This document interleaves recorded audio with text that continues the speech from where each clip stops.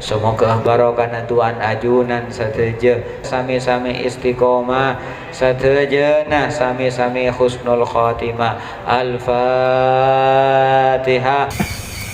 Isu ya saya nambahin dari Pak Kiai. Lagi-lagi biasa senjata saya selalu berusaha sedari dasar mungkin mengetahui apa itu khusyuk. Khusyuk bahasanya bahasa Arab dipinjam oleh bahasa Indonesia. Kita sering mengungkapkan khusyuk, tapi biasanya ya sudah, khusyuk itu seolah-olah suatu perasaan yang anteng manteng dengan Tuhan sehingga kanan kiri kita nggak peduli. Biasanya lihat itu khusyuk. Nah, khusyuk dari Ispahani. Nah, jadi monggo ya bagi yang pengen lebih dalam lagi ya tentang bahasa Arab itu dari khosa'a, kata Mbak Ispahani, makna khusyuk sama dengan doro'ah, yaitu tunduk, merendah atau menyerah. Kalau kita ikuti pengajiannya Kiai Baha, ditambah lagi, ada lagi satu, takut. Katanya takut. Iya. Nah, takut juga bagian dari khusyuk. Jadi padahal ada khosa'a ya. Di sini khosa'a, khusyuk. Khusyuk itu sama dengan doro'ah. Artinya tunduk, merendah atau menyerah.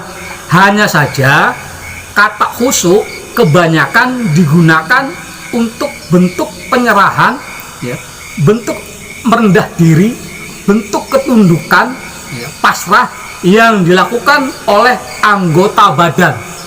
Jadi misalnya ketika kita Allahu Akbar, terus kita anteng kayak gini. Kalau misalnya kita ngikuti Mbah Gurus Kumpul, itu gini. Kalau Mbah Gurus Kumpul, tapi ya, yang di Kalimantan itu kayak gini. Ya. Nggak berubah-ubah, kita khusyuk, sudah dianggap khusyuk. Enggak ya, atau yang pinter ya gini, sehingga kita dihitung satu. Yang dihitung itu kan pergerakan anggota badan, bukan bagian anggota badan. Kalau misalnya dalam fikih, kalau misalnya gini, kita gatal rambutnya, kalau kita, maka anggota badan yang 3 kali gerakan batal. Tapi kalau yang cerdas, tempelin pakai ini, tik tik tik, maka kita anggota badan, bukan badannya, jadi kita nggak batal. Nah, kalau ketundukan yang berupa batin itu, kalau menurut Ispahani ya, dalam bahasa Arab menggunakan doro'ah, sama maknanya dengan khusyuk ya. Doro'ah itu bentuk penyerahan diri yang dilakukan oleh hati. Nah, jadi kalau hatinya manteng kau Gusti Allah ya, itu doro'ah. Nah, khusyuk bener apa kata Pak Kiai tadi, bahwa ada aspek dohir, ada aspek batin ya. Kalau misalnya batin saja itu doro'ah. Kalau misalnya batin dan anggota badan, nah itu khusyuk. Cuman uniknya lagi di fikih, misalnya ketika kita lagi sholat lalu ada ular, kita pura-pura khusyuk, iya, dipatuk ular ya, kita bunuh diri, batalin sholatnya, bunuh ularnya, iya, meskipun kita lagi sholat, iya, ditodong misalnya, iya, ada kita lagi khusyuk, beda aja saya lagi ditodong, iya, yang bunuh diri, iya, ada ular aja kita wajib ularnya dibunuh, iya, sholatnya batalin, apalagi misalnya, iya, lagi sholat, ya, lagi sholat mau fardu mau ini, ya, karena bergaya khusyuk, ular enggak, ya. Nah, ketika kita tahu ular saja, kita sudah enggak khusyuk lagi tuh, enggak anteng lagi. Nah, Imam Ispahani menggunakan beberapa dalil-dalil ya dari Al-Quran dan hadis. Misalnya di hadis ada dalil idza dur al-qalbu khasya'atil jawarih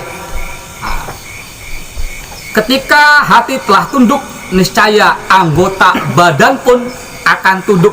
Nah, ketika misalnya menggunakan ketundukan hati, iya, Rasulullah menggunakan doro'ah.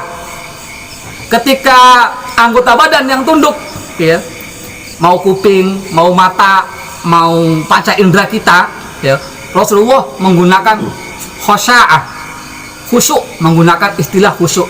Nah, kalau dalam Al-Qur'annya seperti dalam surat Al-Isra ayat 109, oh ya jiduhum khusyu'an, dan mereka bertambah khusyuk anggota badannya, semua anggota badannya. Ada lagi alladzina hum fi salatihim khashi'un, yaitu orang-orang yang khusyuk dalam salatnya, khusyuk anggota badan dan hatinya. Wa kanu lana khashi'in, dan mereka adalah orang-orang yang khusyuk kepada kami. Wa khasa'atil aswatu, dan semua suara tunduk merendah kepada Rob. Suara kita itu juga bisa, suara ini menjadi khusyuk dengan tadarru' wa khufyah. Biasanya berbisik-bisik kalau dalam sholat itu, tidak terlalu kencang, Allahu Akbar, ya. Jadi ya biasa-biasa saja, ya. Ya, jadi itu tambahan dari saya. Jadi tidak saja khusyuk itu maknanya dohir dan batin, tapi juga ketundukan, ketakutan, ya, dari semua panca indera kita, termasuk hati kita, ya, ditambah tidak hanya tunduk, tapi juga takut. Takut bukan dalam arti sama ketika kita melihat hantu, atau orang yang galak, atau mertua yang galak, ya, atau tetangga yang galak, ayah ibu yang galak, ya, atau istri yang galak, ya. Tapi takut karena mengagungkan sesuatu lah. Itulah yang dikehendaki oleh khusyuk, ya. Lagi-lagi bukan kayak gambaran orang bahwa khusyuk itu lalu kita ketika sholat harus khusyuk, kita tidak ingat segala-galanya. Tetap ingat, ya. Buktinya ketika sholat ada ancaman bahaya yang datang, kita wajib batalin sholatnya. Kita selamatin dulu. Misalnya ada orang yang mau ditabrak, ya kita batalin sholatnya, kita selamatin. Kalau andai kita mampu berbuat begitu, itu tambahan dari saya. Monggo lagi yang lain. Jangan lupa like, subscribe, dan nyalakan lonceng. Dukung terus channel kami.